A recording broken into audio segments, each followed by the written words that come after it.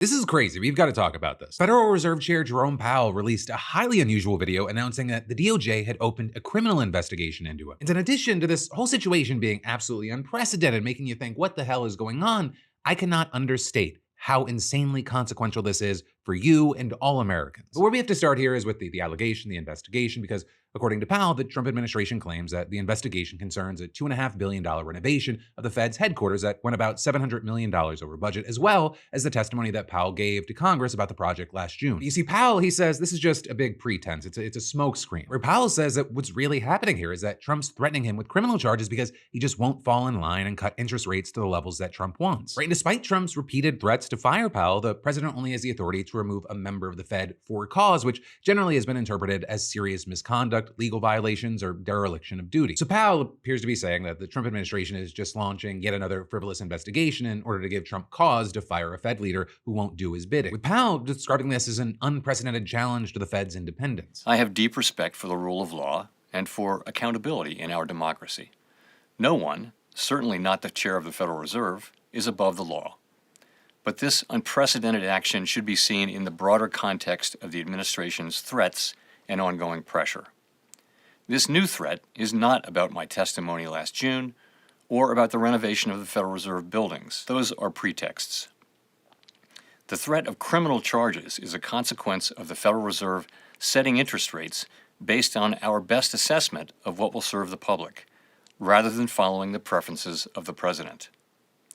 This is about whether the Fed will be able to continue to set interest rates based on evidence and economic conditions, or whether instead monetary policy will be directed by political pressure or intimidation. Now again, you might hear that and think, wow, big shocker, Trump challenging the independence of American institutions. I'm so surprised. But I really cannot emphasize how significant this is. First of all, it is just incredibly unusual for a Fed chair to come out and make a public statement rebuking the president like this. So the fact that Powell felt like he had to make this statement, it just underscores how seriously this ploy would undermine the Fed's independence and how high the stakes would be for just the American people. Because for some quick context here, the structure of the Fed is actually very unique. She's not like other government agencies. The Fed is a central bank that is part of the government, but Congress has given it broad autonomy to set interest rates and other monetary policy. And there's a very good reason for that independence. It's to prevent exactly something like this from happening. Congress explicitly gave the Fed this kind of power in order to protect it from presidents who might act in their own self-interest to lower rates in order to boost their economic favor with the American people. And presidents, or at least presidents like this, they have a short-term outlook when it comes to interest rates. They might just be caring about what's going to make them look good to help them in the next election. And what might help the president now could hurt the whole economy later because it risks long-term inflation. But there are examples everywhere in the now and historically that when presidents control the central bank, it can cause hyperinflation and financial crises. And actually, to get a better idea about this situation, I talked with economist Kyla Scanlon today. Right, and Kyla noted that there are real-world examples of what can happen when political leaders meddle with the central bank and cut interest rates. So if you start cutting rates like crazy, you can look at what happened to Turkey,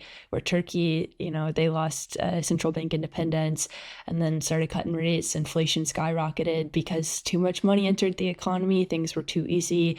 And that's just functionally what happens. Like, we pretty much know the consequences of what could take place if the Federal Reserve does lose independence. So to prevent that from happening, Congress specifically required the Fed to take actions that encourage low, stable inflation and a healthy labor market. Or with Kyla explaining that the whole point is to have a central body that makes sure that the economy is growing faster and better in a sustainable way for the long run. The whole goal is really, to protect the economy, protect the public, and make sure things can continue to grow. So in other words, you have Powell saying that he's doing exactly what Congress has mandated that he do and ensure economic stability rather than caving to political pressure from a president acting in his own self-interest. And that's a hard thing to do, right? I mean, it's been a massive undertaking to keep prices and the labor market stable amid Trump's constant flip-flopping on tariffs and sweeping immigration crackdowns. And actually, according to most experts, they've done a decent job given the hurdles. I mean, they've already lowered the rate from 5.5% to about 3.5%. But Trump, he's been publicly pushing Powell to push rates down to 1%. And while just that public pressure alone is unusual, Trump has gone even further, continually targeting Powell and attacking the central bank's autonomy. And actually, in addition to his repeated threats to fire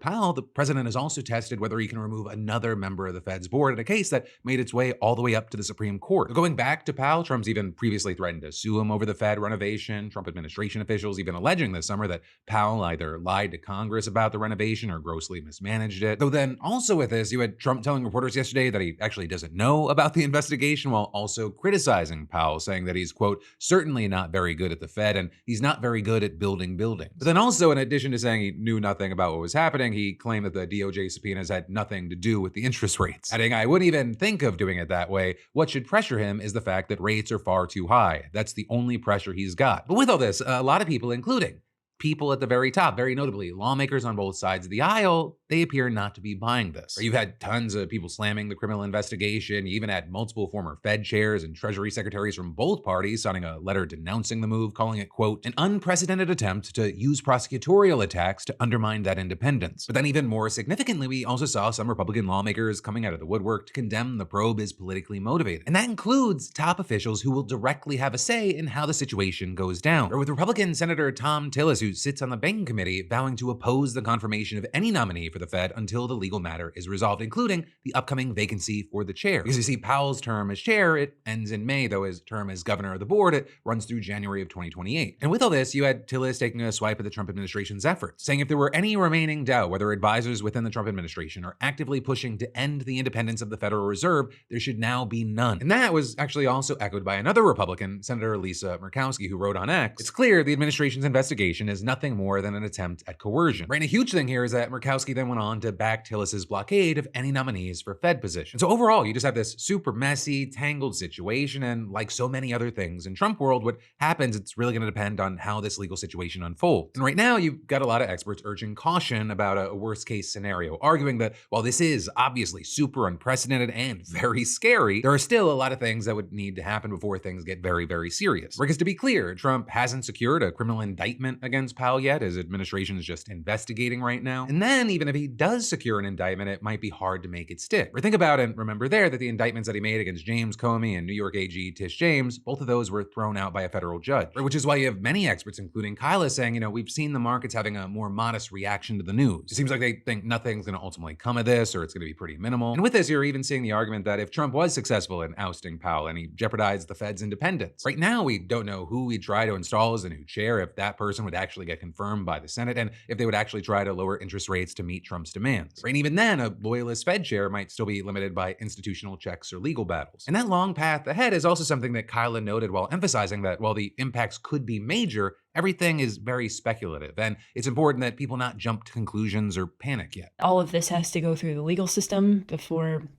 anything does get confirmed, and I think if, it does go through the legal system and does get confirmed, the U.S. has some pretty big problems to face, because what this would show is that there really isn't a reason to have faith in the U.S. dollar. There's not really a reason to have faith in the U.S. Treasury market.